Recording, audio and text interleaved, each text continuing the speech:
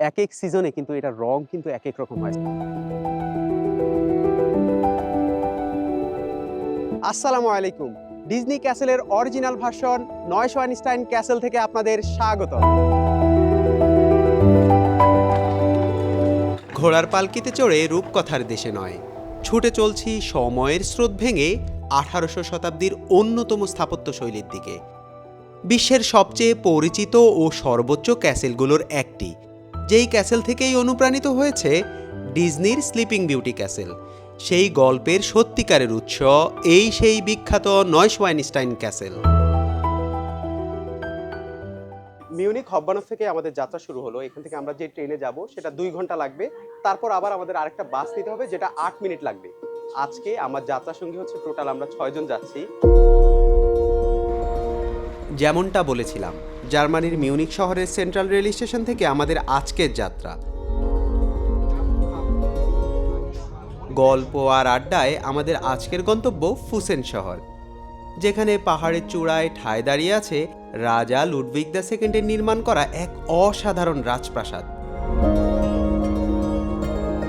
Munich থেকে ফুসেন rail station আসতে আমাদের সময় লেগেছিল প্রায় 2 ঘন্টা। বেরোই চলুন। নামেন ভাই।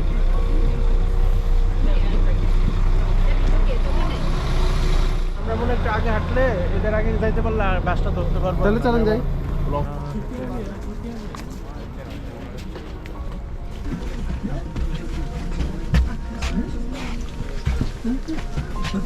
তারপর 8 মিনিটের একটা ছোট বাস জার্নি।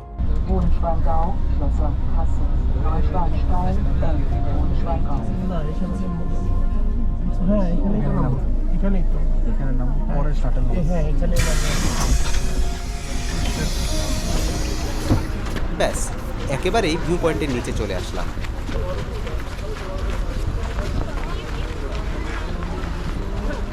ওই যে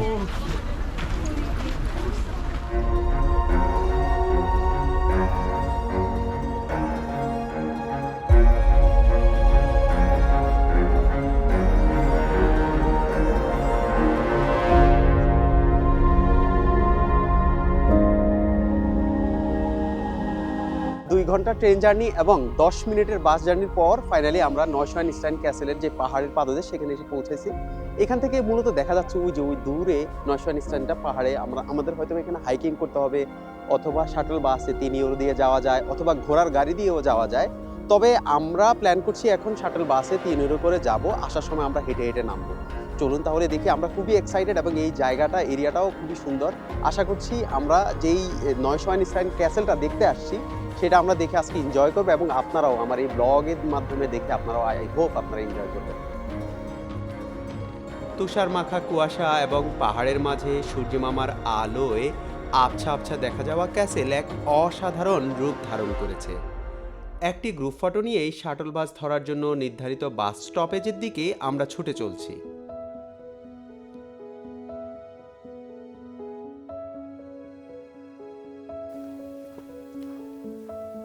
কি করতেছো তুমি? আমি সেফটি ফার্স্ট।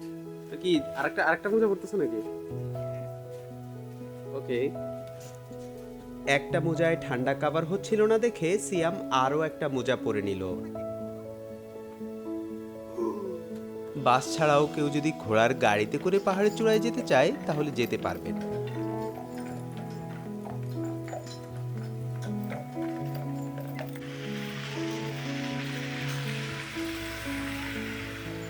উপরে ওঠার জন্য যাত্রী প্রতি 8 ইউরো লাগে, তবে ঘোড়ার গাড়িতে চড়ে যদি কেউ নিচে নামতে চায় তাহলে মাত্র 4 ইউরো লাগবে। এখান থেকে শাটল বাসে যাওয়া যায়, মূলত 3 ইউরো লাগে। এখান থেকে যদি একদম ক্যাসেল পর্যন্ত নয়শোয়াইনস্টাইন ক্যাসেল পর্যন্ত যাই, তবে আজকে 25 ডিসেম্বর অথবা ক্রিসমাস ডে হওয়ার কারণে হচ্ছে এই শাটল বাস বন্ধ। ওনারা বললো যে আমরা যদি এখান থেকে হেঁটে যাই তাহলে 30 মিনিটের মতো লাগবে একদম চূড়ায় ওঠার জন্য। সো আমরা সিদ্ধান্ত নিলাম যে আজকে আমরা হেঁটেই যাব। আমার পিছনে ওইদিকে আরও একটা ক্যাসেল দেখা যাচ্ছে।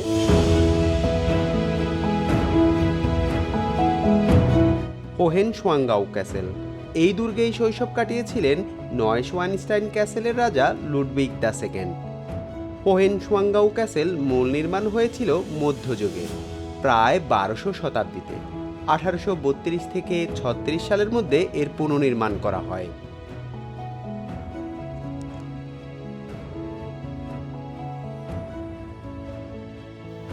এই ক্যাসেলটা মূলত প্রায় পাহাড় থেকে 970 মিটার অথবা 3000 ফুট উপরে, এবং এটা পাহাড়কে প্রায় 8 মিটার কেটে তারপর বানানো হয়েছে।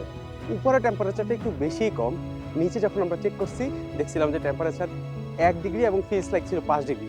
সো মোটামুটি ভালো ছিল, কারণ আমরা যখন সকালে বের হয়েছিলাম তখন টেম্পারেচারটা ছিল প্রায় -9 ডিগ্রির মতো ফিলস লাইক। কেমন ভাই বলেন, ঠান্ডা লাগতেছে নাকি আপনার? লাগতেছে বেশি না কম? বন্ধ হয়ে যেতেছে।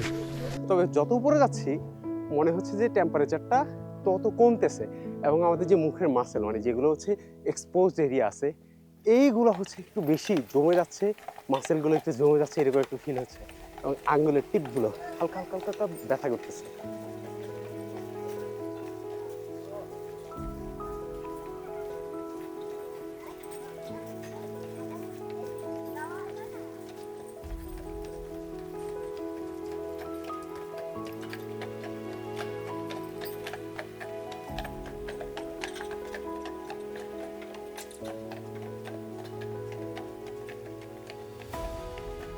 ঘোড়াগুলোর জন্য আমার বেশ খারাপই লাগলো।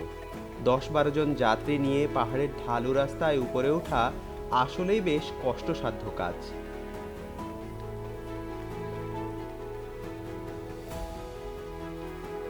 শীত লাগবে কি ভাই, হাঁটতে হাঁটতে উপরে উঠতে উঠতে এখন পুরো প্রায় শরীর দিয়ে ঘাম বের হচ্ছে, এরকম গরম লাগতেছে। জাস্ট আমার পিছনে যে বনটা এটাকে একটু দেখেন, লুক অ্যাট দিস ভিউ, মানে পুরো বরফে আচ্ছাদিত, এত সুন্দর লাগতেছে। আর অনেক দর্শনার্থী আজকে যাচ্ছে। প্রবলেমটা হচ্ছে যেহেতু আমাদের শাটল বাস নাই, তো সবাই হচ্ছে হেঁটে যেতে হচ্ছে। যদিও ঘোড়ার গাড়ি আছে, বাট ঘোড়ার গাড়ি একটু এক্সপেন্সিভ এবং মাত্র অল্প কয়েকটা, তো ঘোড়ার গাড়ির ওখানে অনেক বড় লাইন ছিল, যে জন্য হচ্ছে সবাই ম্যাক্সিমাম মানুষই হচ্ছে হেঁটে যাওয়ার চেষ্টা করতেছে আমাদের মতো করে। এই ক্যাসেলটা কিন্তু গিনেস বুক অফ ওয়ার্ল্ডে এর নাম লেখা আছে, কারণ এটি হচ্ছে ওয়ার্ল্ডের সব থেকে টলেস্ট ক্যাসেল। 65 মিটার উঁচু এই ক্যাসেলটা, টোটাল 900 আনস্টাইন যে ক্যাসেল, এটা তৈরি করার জন্য প্রায় পাহাড়ের উপরের অংশ 8 মিটার পর্যন্ত কেটে তারপরে এটার বেস তৈরি করছিল।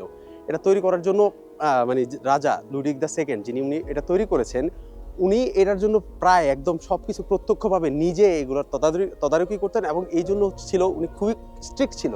স্ট্রিক্ট থাকার কারণে যিনি নির্মাণশৈলী করেছিলেন, যিনি মেইন ছিল, উনি ওনার হার্টে গুলি করে আত্মহত্যা করেছিলেন। অনেকে বলেছিল যে তিনি ডিপ্রেশনে ছিলেন, কারণ এটার জন্য অনেক বেশি প্রেশার ছিল, আবার প্রচুর শ্রমিক মারা যাচ্ছিল, প্রচুর কঠোর কাজ ছিল। সেই 1850 অথবা 1869 সাল, প্রায় 150 বছর আগে যে নির্মাণটা তৈরি করেছিলেন, তখন এটা মানে এই পাহাড়ের উপরে তৈরি করা এটা ওনাদের জন্য একটা চ্যালেঞ্জ ছিল। সেই চ্যালেঞ্জের জন্যই অনেকে বলে থাকেন ইতিহাস বিশারদরা যে তিনি হার্টে গুলি করে উনি আত্মহত্যা করেছিলেন, যিনি এটার নির্মাণশৈলীর প্রধান ছিলেন।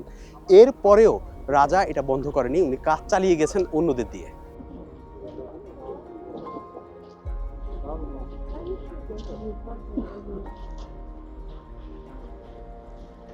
জগৎ বিখ্যাত এই নয়শোয়ানস্টাইন ক্যাসেলটি তৈরি করেছেন রাজা লুডভিগ দ্য সেকেন্ড।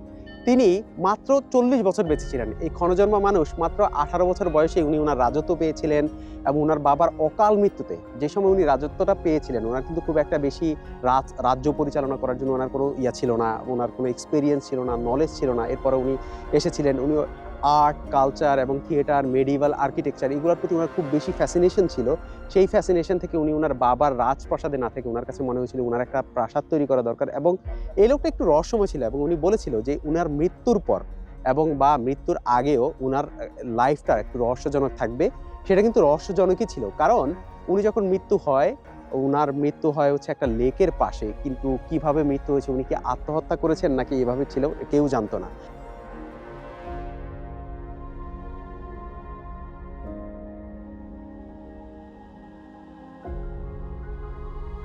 মাত্র 40 বছর বাঁচার এই মানুষটি যখন এই নয়শোয়ানস্টাইন ক্যাসেলটি তৈরি করার সিদ্ধান্ত নিয়েছিলেন, উনি কিন্তু জানতেন না যে উনি এর আদৌ কি শেষ করতে পারবেন কিনা। ওনার কাজটা শুরু হওয়ার পর থেকে ওনার রাজত্বের প্রায় পাওয়ার সেগুলো ক্ষয়িষ্ণু ছিল, এবং এক পর্যায়ে উনি ওনার রাজত্ব হারায়। ওনাকে ঘোষণা করা হয় যে উনি রাজ্য পরিচালনা করার জন্য উনি মানে একদম কম্পিটেন্ট না, উনি এটা পারবে না, এবং ওনাকে বন্দি করা হয়।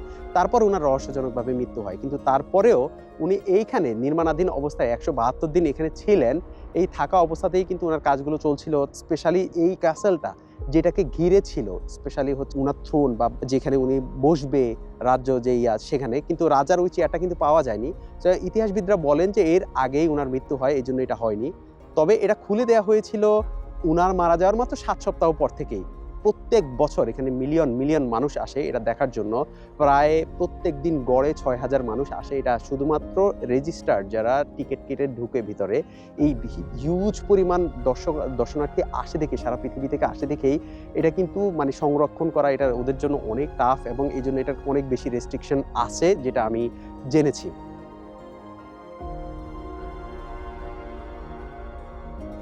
এক এক সিজনে কিন্তু এটার রং কিন্তু এক এক রকম হয়। সামারে দেখতে একরকম লাগে, এখন উইন্টারে দেখতে খুব কমপ্লিটলি আরেক রকম লাগে। আজকে যেমন তুষার পড়ছে, দেখার জন্য এটা মনে হচ্ছে যে একদম ফেরি টেল যে ক্যাসেল। অবশ্য এই ক্যাসেল থেকেই কিন্তু উদ্বুদ্ধ হয়ে ডিজনি যে আমরা ক্যাসেল দেখি একটা আছে, সেটার কিন্তু এটা থেকে উদ্বুদ্ধ হয়ে তারা তৈরি করেছিলেন। যেহেতু আজকে ক্রিসমাসের ছুটির দিন, আজকে এটা বন্ধ, এই জন্য দূর থেকে নিতে হচ্ছে, ভিতরে আপনাদেরকে দেখাইতে পারছি না। কিন্তু দেখেন ভিউটা খুব অসাধারণ অসাধারণ। খুব অল্প অল্প স্নো পড়ছে, এই স্নোর মধ্যেই, এবং পিছন থেকে যে সূর্যের আলোটা আভা দিয়ে বের হচ্ছে, এটা দেখতে খুবই সুন্দর লাগছে।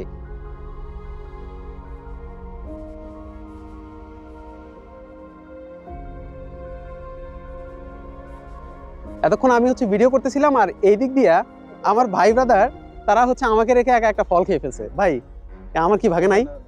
তো এটা আমার জন্য রাখছেন? এটা কিন্তু খুবই সুস্বাদু ফল। আপনি কি খাবেন একটু? আমি খাই নাকি?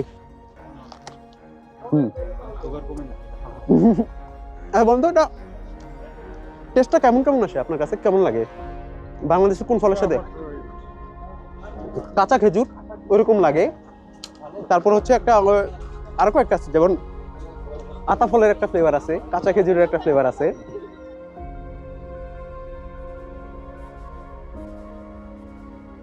যতই কাছে আসছি ততই অবাক হচ্ছি এই আর্কিটেকচারটা দেখে। প্রায় 150 বছর পুরনো, জানেন? এটার মেডিভাল আর্কিটেকচারের যেমন একটা ছোঁয়া আছে, আধুনিক যে আমরা ইস্পাত লোহা ব্যবহার করা হয়েছে এখানে বিভিন্ন কাঠামোতে, এছাড়া এটাতে ভালো ভেন্টিলেশন সিস্টেম আছে, হিটিং সিস্টেম তখনকার আমলে ব্যবহার করা হয়েছে। এমনকি এইখানে ফ্ল্যাশ টয়লেট যেটা, সেটাও কিন্তু পাওয়া গেছে, মানে সেই তখনকার আমলে এখানে ফ্ল্যাশ টয়লেটের ব্যবস্থা করেছিলেন।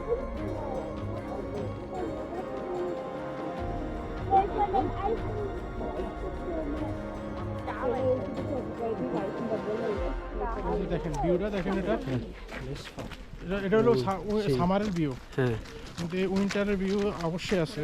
যে আমরা আমাদের যে নয়শোয়াইনস্টাইন ক্যাসেল এটা দেখা শেষ, ঘোরা শেষ। এখন হচ্ছে আমরা আমাদের পরবর্তী গন্তব্যে যাচ্ছি। লেশফল নামে একটা লেক আছে না ভাই? লেক আছে যেটা এখানে জার্মান ভাষায় জি বলে। তো লেশফল জি, আমরা ওইটা দেখতে যাবো। এখন কতক্ষণ লাগতে পারে ভাই?